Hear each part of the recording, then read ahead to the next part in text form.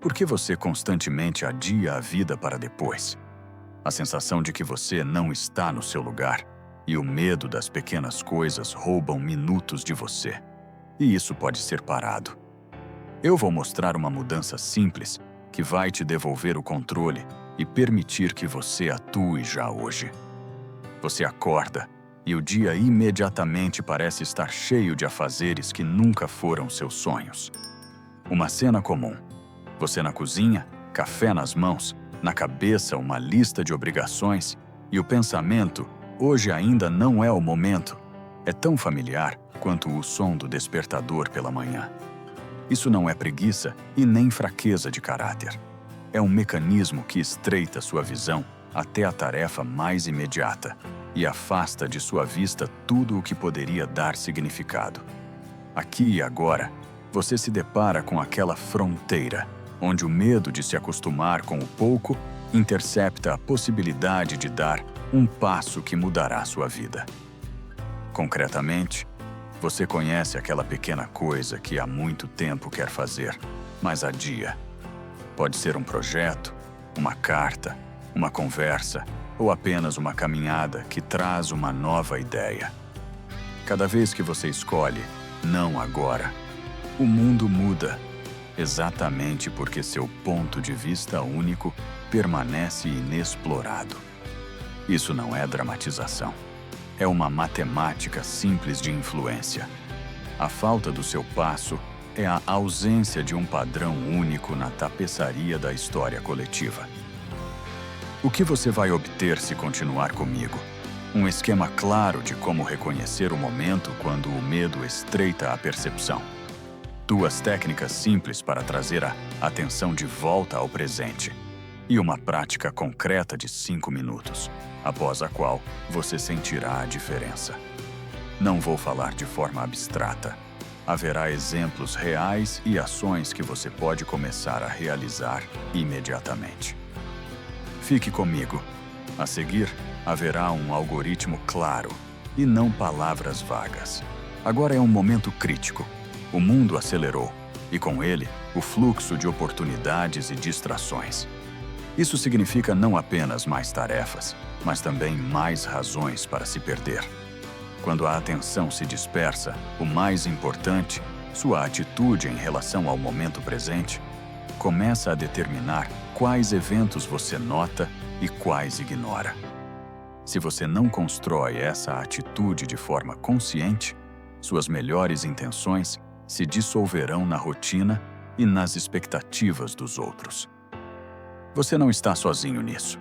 Eu conheci pessoas que fazem tudo de acordo com o plano, mas sentem que vivem como se estivessem em piloto automático. O trajeto matinal, o trabalho em uma lista, a noite, cansaço e a sensação de que o dia passou em vão. Outros, pelo contrário, mudam constantemente de direção, porque não encontram orientações internas e, ao final do dia, resta um vazio. E há um terceiro grupo.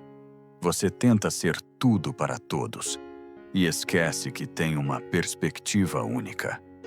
Em cada um desses casos, o hábito de tratar o presente como um intervalo entre tarefas desvaloriza suas ações e dificulta a incorporação de sua vida em uma história maior.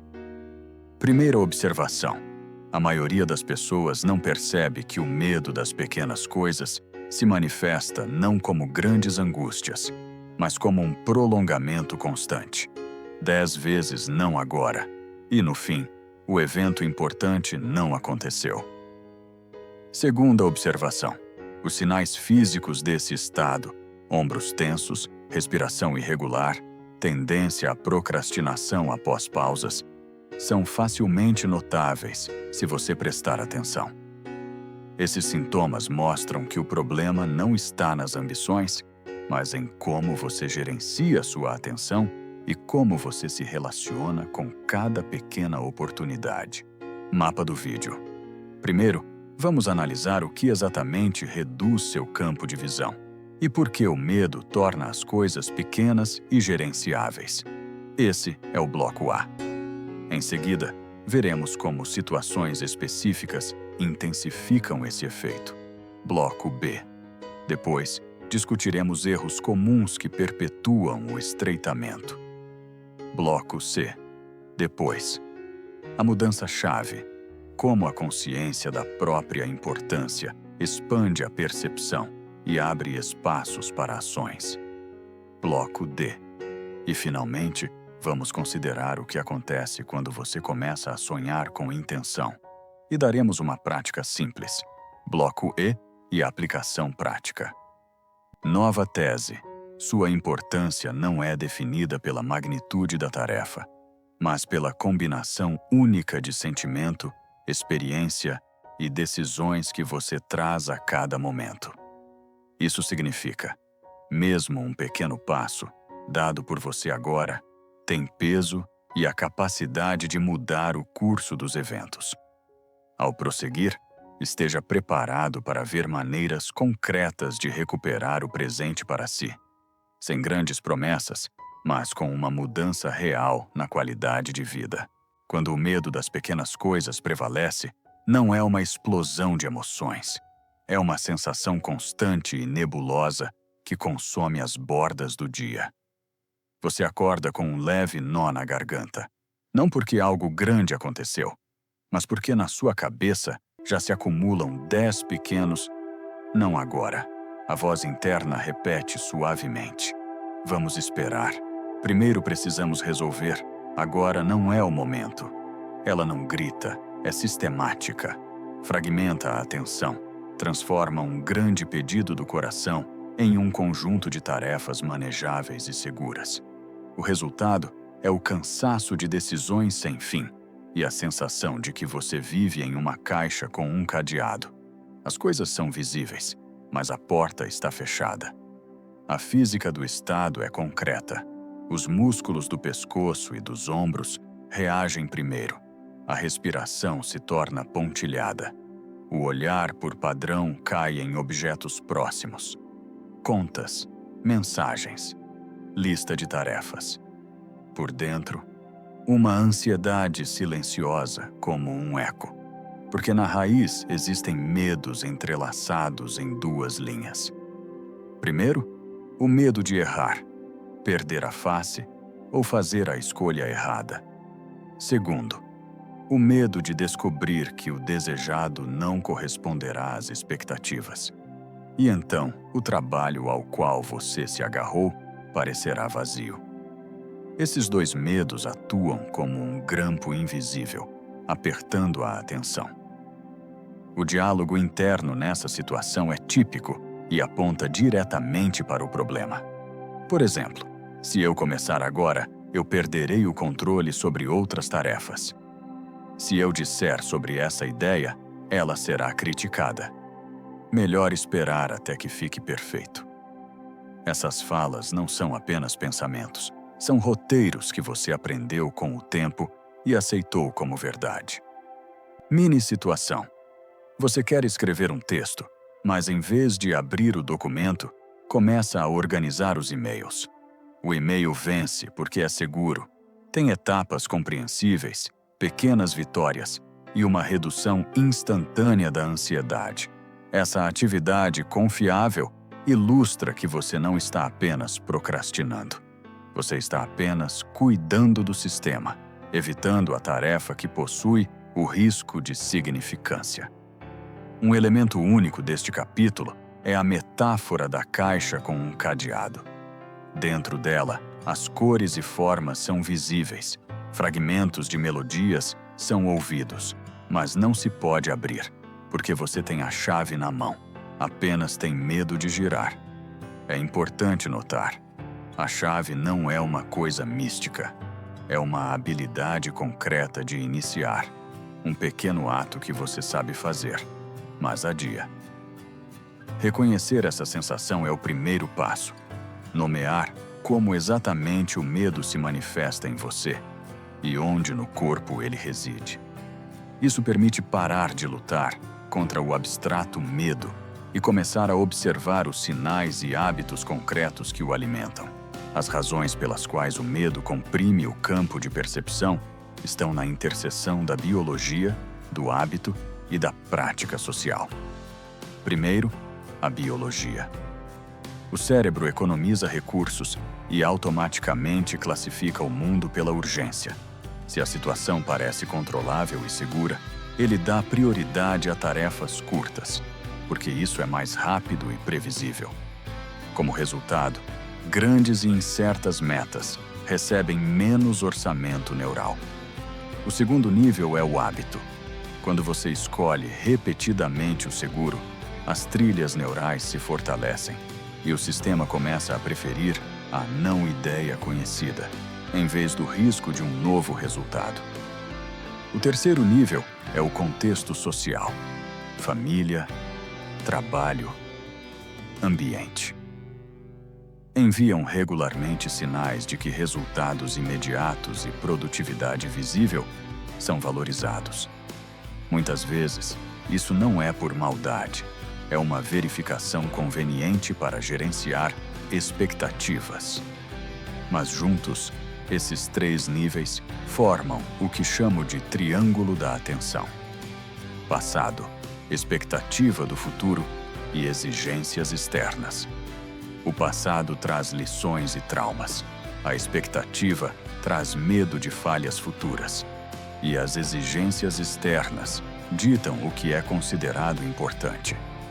Quando o triângulo se comprime, seu campo de atenção se torna estreito.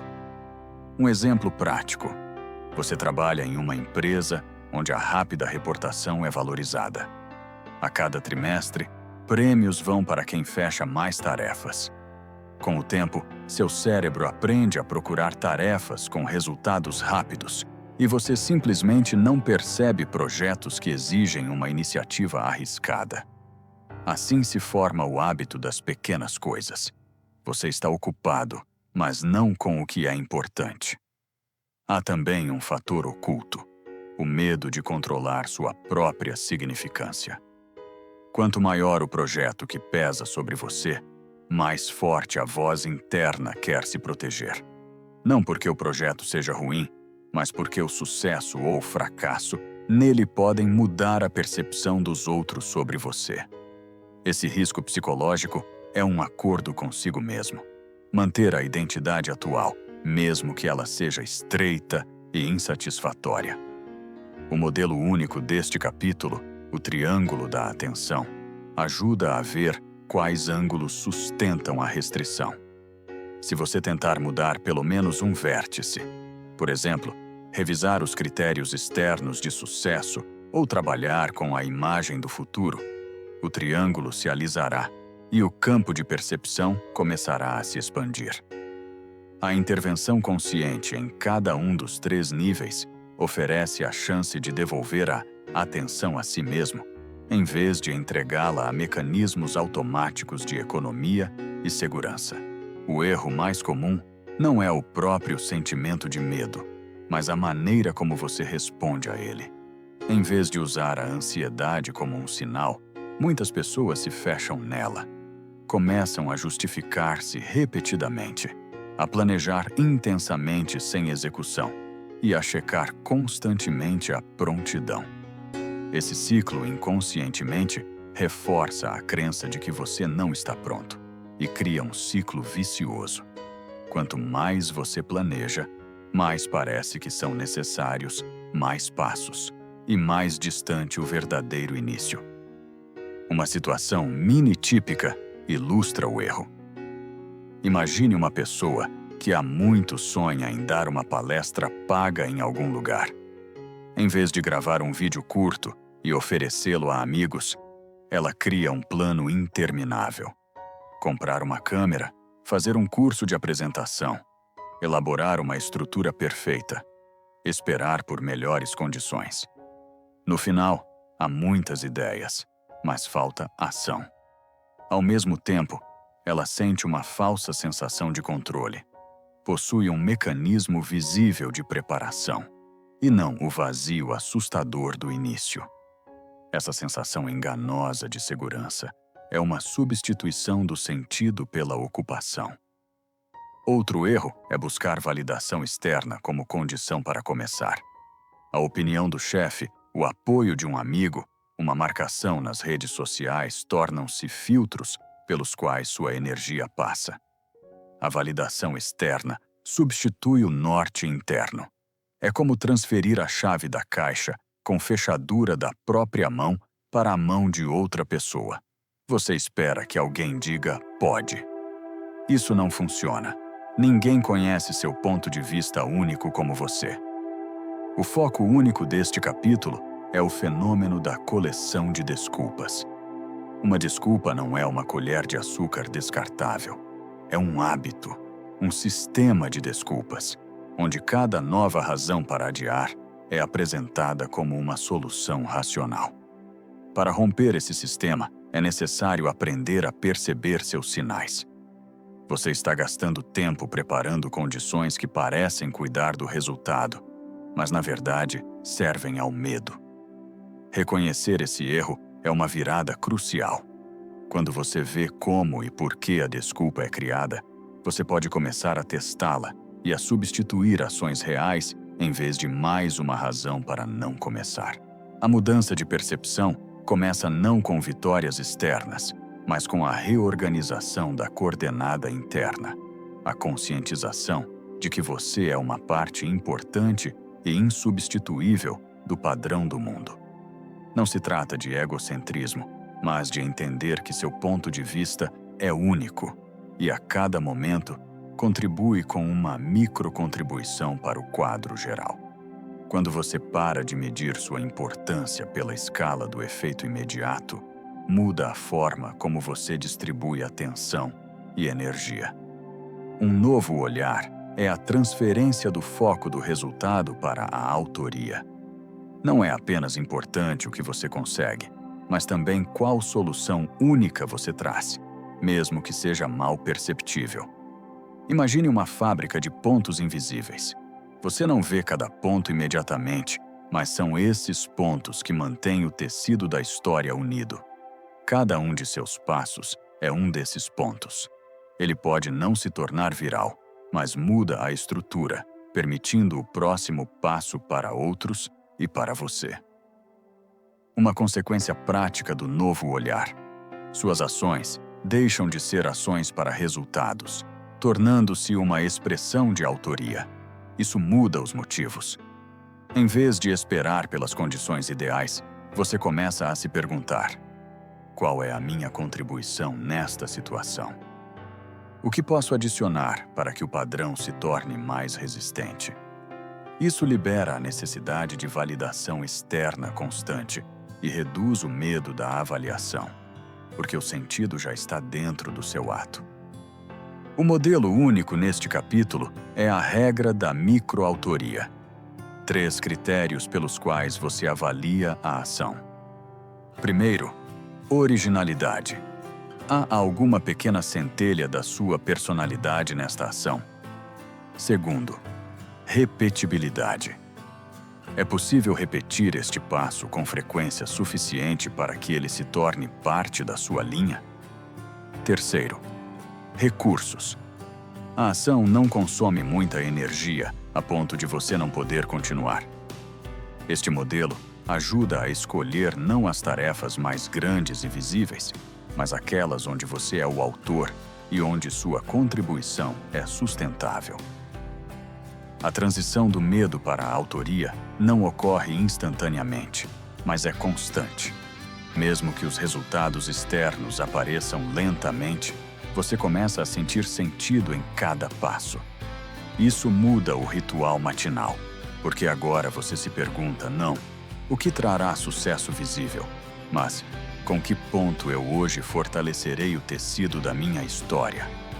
A resposta a essa pergunta é a chave para ampliar sua atenção e restaurar o que um dia foi perdido de vista. Quando você se permite sonhar, não como uma fuga da realidade, mas como uma maneira de ver onde sua microcontribuição pode mudar o curso, as verdadeiras mudanças começam. A primeira coisa que você nota é que o tom da atenção muda. Ele se torna direcionado e não disperso. O sonho deixa de ser uma fantasia vazia e passa a um formato de ações experimentais. pequenos experimentos que você inicia para testar como se sente seu ponto de vista na matéria do mundo. Os passos que seguem esse sonho diferem da expectativa habitual de condições ideais. Eles são compactos e repetíveis. Exemplo: uma pessoa sonha em criar um encontro de interesses em sua vizinhança. Ela não espera uma audiência perfeita ou um orçamento. A primeira ação é enviar 3 mensagens para os vizinhos. A segunda é sugerir um tema e um horário. A terceira é aparecer e conduzir o encontro por 20 minutos. Esses passos simples não garantem um sucesso global, mas mudam seu status. Você passa de ouvinte a criador, e isso gera outras consequências.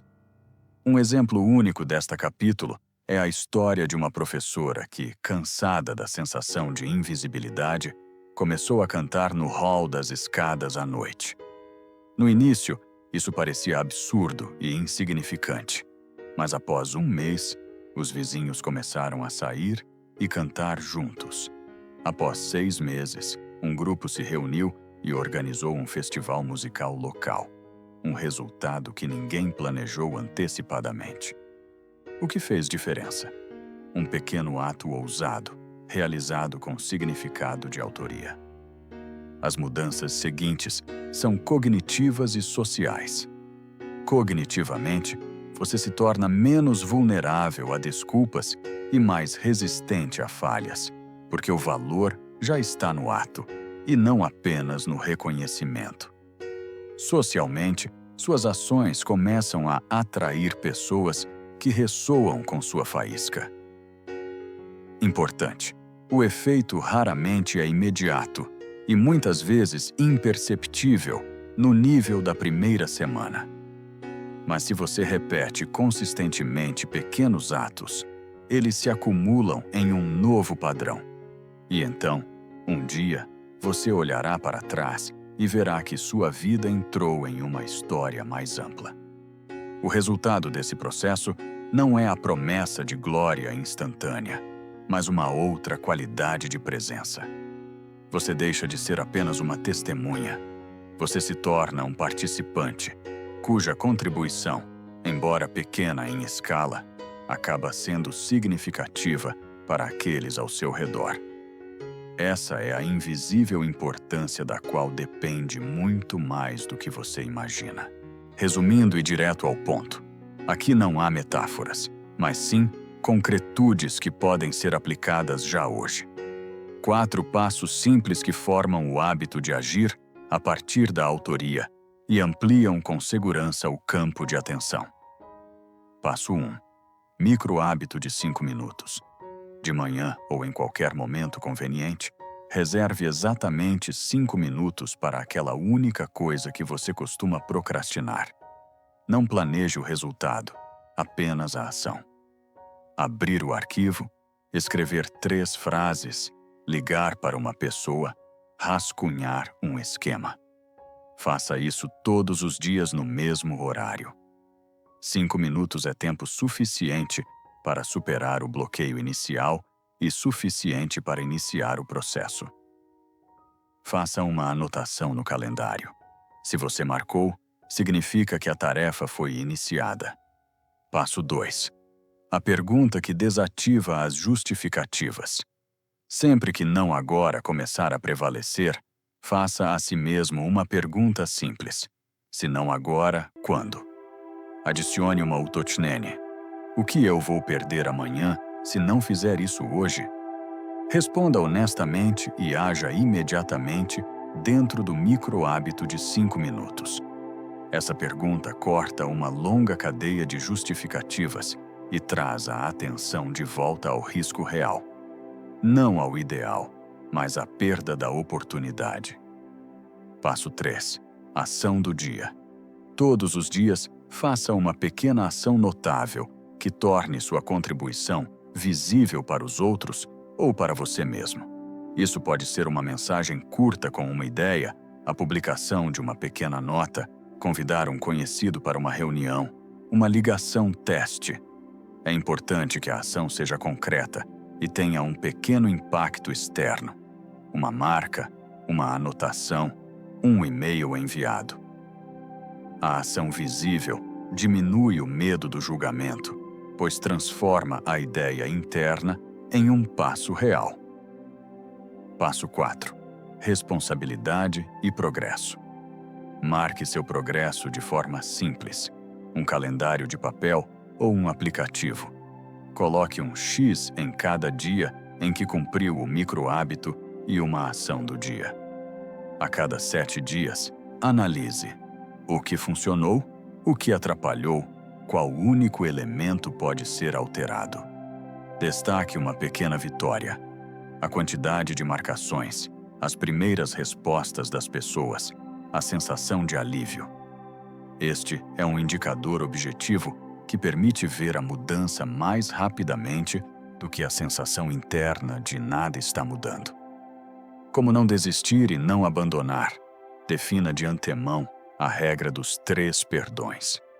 2 perdões consecutivos são um sinal para revisar as condições. 3 perdões consecutivos são um motivo para reduzir a carga. Volte para 3 minutos e exclua a exigência adicional de visibilidade. Planos para condições ideais são uma armadilha. Mude o ambiente em vez de esperar. Elimine notificações desnecessárias. Organize sua mesa. Conte a uma pessoa sobre sua intenção. A fixação externa aumenta a probabilidade de manter o hábito. Esta prática oferece estabilidade não através de impulsos motivacionais, mas através da repetição e da simples atribuição de sucesso. Você acompanha o processo e não apenas o resultado. Se após um mês você vê uma série de marcações no calendário e pelo menos alguns passos visíveis para fora, isso é um indicador de mudança real. Continue e aumente gradualmente a duração do micro-hábito quando ele deixar de ser um esforço. Pensamentos. Chave de todo o vídeo em 2 pontos. Primeiro, sua importância não é definida pela escala externa de realizações, mas pela combinação única de sua perspectiva, ações e persistência. Um pequeno passo dado por você adiciona um nó na trama geral, mesmo que ninguém note isso de imediato. Segundo, o medo das pequenas coisas não é uma sentença. É um mecanismo que pode ser observado e manipulado. Mudando a relação com o presente e transferindo a atenção do resultado para a autoria, você muda as regras do jogo. Lembre-se, a autoria não se trata de grandes vitórias. É a escolha de fazer o que está ao seu alcance, regularmente e conscientemente. Quando você para de esperar condições ideais e começa a praticar pequenos atos, você cria uma linha de mudanças viáveis. Isso livra você do planejamento eterno e transforma energia em ação. Neste processo, o importante não é a busca por reconhecimento imediato, mas a capacidade de ver o significado de seus passos ao longo do tempo. Consolidando o significado, assuma a responsabilidade por um pequeno hábito. Observe-o por uma semana e tire conclusões com base nos fatos, não nas expectativas. Esse método ensina você a confiar em si mesmo. Não na promessa de uma grande vitória, mas no fato real. Você começou e continua. É essa sequência que transforma poderia ter sido em foi feito e muda a percepção do seu papel no mundo. Pensamento final. Você é importante porque sua contribuição é única e irreversível. Não espere que o mundo dê permissão. Comece a inserir suas costuras na trama da história agora mesmo. Se este vídeo foi útil para você, inscreva-se para não perder o próximo dia.